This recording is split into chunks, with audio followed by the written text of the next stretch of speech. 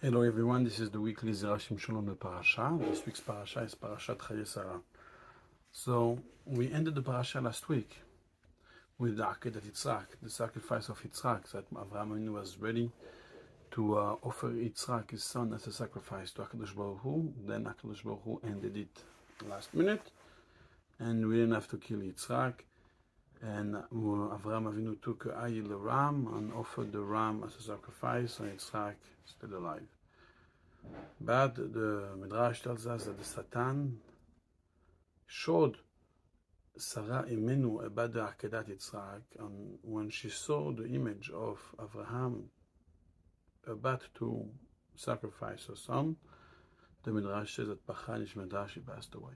So when Avraham Avinu came back from Har Moriah, from the Akedah, the first thing he did was to find a place where to bury his wife Sarah.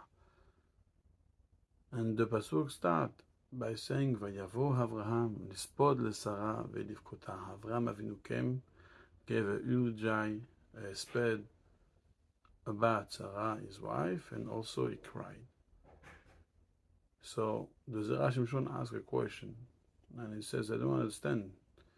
In the nature of things, first, when a person hears a bad news, Chaz v'Shalom, the first reaction is to cry, and then, after he cried, he's able to find the strength, and he can do a sped. The eulogy come after the crying, not before. So why the pasuk says the opposite order? The pasuk says, "Vayavo Avraham." Avraham came and lispod leSarah, to give an eulogy about Sarah, ve'livkota, and then to cry. The Gemara in Moed Katan says that Gimel Yamim lebechi, Sheva Yamim leesped. The first 3 days is for crying, and then the first 7 days is for the espedim, meaning first we cry and then we do the esped, not the other way around. And also we have a small chaf. If you look inside the book of the Torah, in the scrolls, the word ve'livkota that Avraham Avinu cried, it's a chaf ketana, chaf zeira, a short chaf. The letter is shorter than all the other letters of the Torah.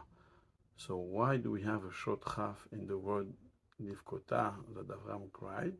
And also, why do we mention the crying after the esped? It should be the opposite.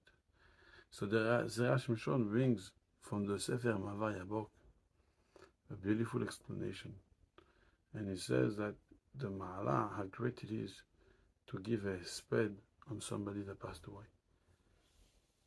But the esped, when you eulogize about the person, so you have to talk about the person's great qualities, spiritual qualities, not just physical qualities. We're not going to talk about Sarah Imenu, wow, she used to make delicious bread for Shabbat. No, we want to talk about all the mitzvot she used to do. She used to light the candles, she used to do Afrashat Challah, the Shekhinah used to come in the ohel, in the tent. Her entire life, the Shekhinah, the presence of Hashem, was felt in her house. So when a person makes a sped and cries and have tears going down from his eyes because of somebody that passed away, he gives great peace and nachat and success to the neshama. But you have to cry for the right reasons. Cry for the spirituality that is being lost, not just for the material part of the person that's passing away that's being lost. Because the world to come is only spiritual, not material. So if you cry for the spiritual, then the neshama is able to elevate itself and find its peace.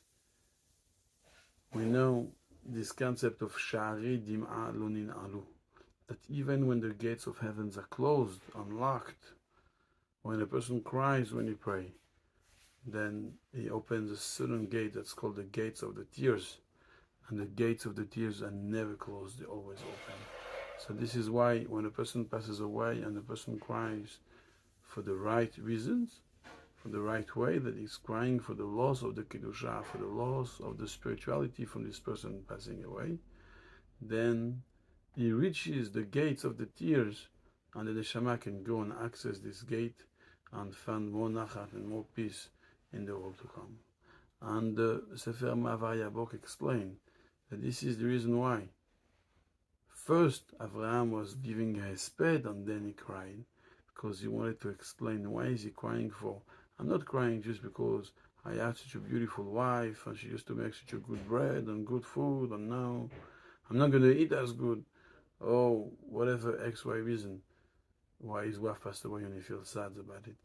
He first gave Elijah to explain to you the greatness of Sarah. And Sarah, when she was alive, the Shekhinah, the presence of Hashem was felt around her, was felt in the house. She used to have candles of Shabbat lit, and they will lit from one Shabbat to another Shabbat. She used to bake bread, used to be warm from one Shabbat to another Shabbat. 1 week, the bread felt still hot out of the oven. Why? Because the Shekhinah was felt and present inside the house of Sarah Imenu. And this is why Avraham is crying. And also the small chaf in crying to tell you that Avraham Avinu did not cry a lot. Why? He didn't cry a lot to tell you that he's crying only for a specific reasons. He's not crying because he's sad about losing his wife. He's crying because he's sad for all the spiritualities that he's losing with his wife passing away. So he's minimizing the crying to tell you that he's not crying for the physical loss, he's crying only for the spiritual loss. And like this, his tears are going and reaching the gates of the tears in the heaven, and then the neshama of Sarah Imenu can go and reach special heights through the gates of the tears and special peace. Be'ezrat Hashem, HaKadosh Baruch Hu will answer all the tefillot of Am Yisrael. And anyone that's listening to this shiur, Be'ezrat Hashem, Hashem will listen to his tefillot. You're looking for a shidduch, you'll find it. You're looking for Parnasa, you'll find it, Be'ezrat Hashem. And HaKadosh Baruch Hu, with the Sha'arei Dimah Lo Nin'alu, the gates of the tears are never closed. And when a person has a sincere prayer and he prays to, and talks to Hashem, prays to HaKadosh Baruch Hu, Hashem always listens to the tefillah. And like this, by pouring some tears for the Geulah, Mashiach will come, b'mehera b'yameinu, amen.